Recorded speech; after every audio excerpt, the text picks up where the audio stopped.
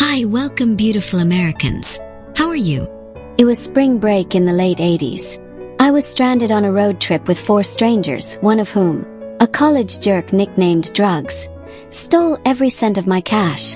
$300 gone. He thought he was home free.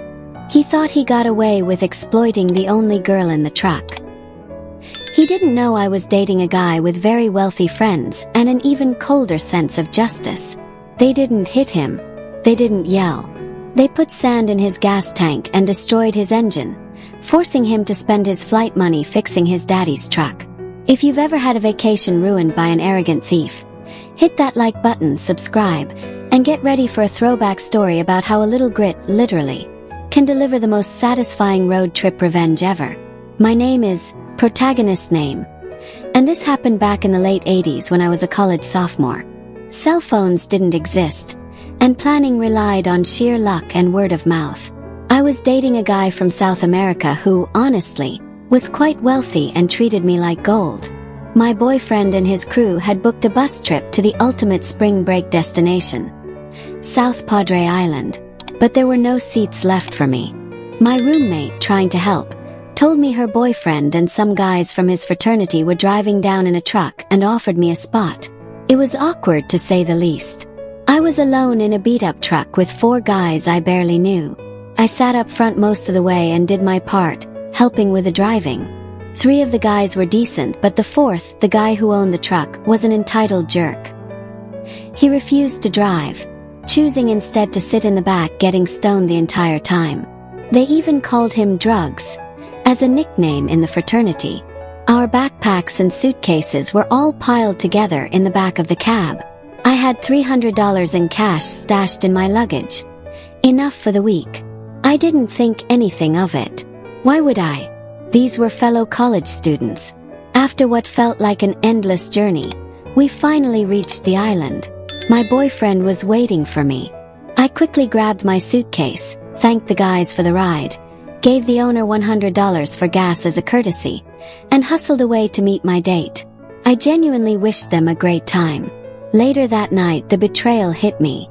I was unpacking my suitcase to get ready for the night's party when I realized my wallet felt suspiciously light. I tore through my bag, my fingers scrambling through every pocket, every zipper. The blood drained from my face. $300. All of my cash was gone. Stolen. A sickening wave of panic washed over me.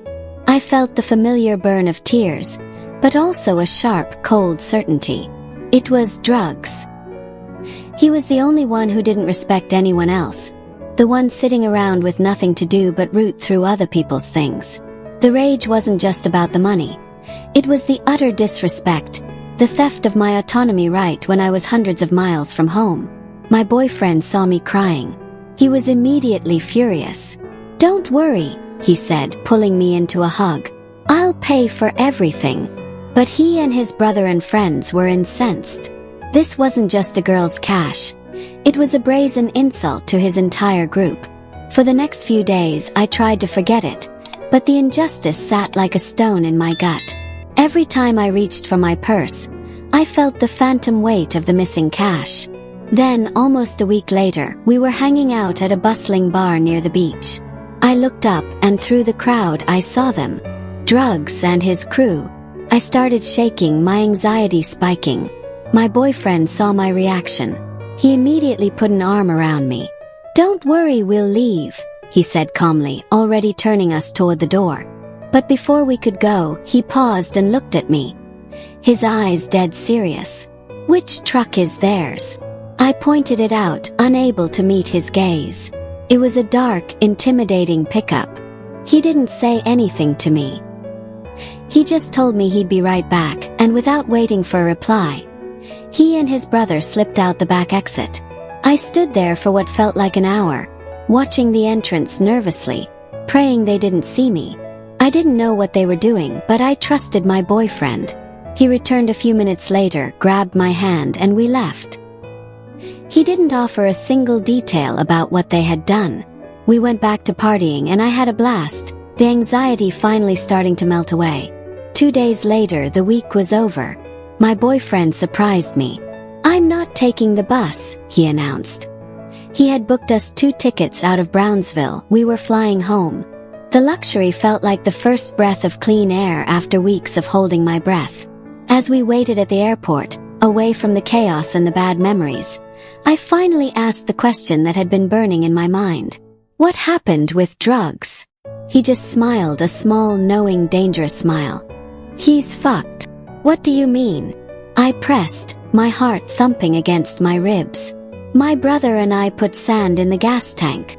I had genuinely mixed feelings. It was so petty, so destructive, but also so utterly perfect. This wasn't just a stolen 20. This was $300 stolen from a woman who helped him drive for hours. The price for his entitlement was about to be astronomical. Since this was the late 80s, the news took a while to travel. About 2 days after I was safely back at college, my roommate walked into our dorm room, looking annoyed. She was complaining about her boyfriend and his fraternity brothers. "Did you ever see those guys after you left?" she asked me. I shrugged innocently. "I think I saw them once, maybe." "Why?" She launched into the story. Their drive home was a nightmare. The truck had broken down about an hour after they left South Padre. The engine started sputtering, coughing, and finally completely crapped out on the side of a lonely Texas highway. They had to wait 2 extra days for a tow and for the repairs. The mechanics had to clear the fuel lines, replace some key pump, and replace the entire engine because the sand had ground the gears to dust. The cost was astronomical. Drugs had to call his father, who was super pissed about the cost of the repairs. His father insisted Drugs drive the broken, sputtering truck home and revoked all his truck privileges. I sat there listening to the full, devastating details of their misery. The wasted 2 days, the isolation, the enormous bill, and the parental fury, and I felt a rush of absolute, vindicated triumph. They didn't just steal my money. They lost their transportation, their time, and their father's trust. It's a strange thing, but sometimes the best revenge isn't the one you plan yourself. Sometimes, you just need a wealthy boyfriend with a sharp brother and a bag of sand to deliver the cold, hard justice you deserve. If this story gave you a powerful urge to see a jerk suffer, smash that like button and tell us in the comments, what's the cleverest non-violent revenge you've ever witnessed? And of course, subscribe to English Stories with Louisa for more stories of sweet, sweet payback.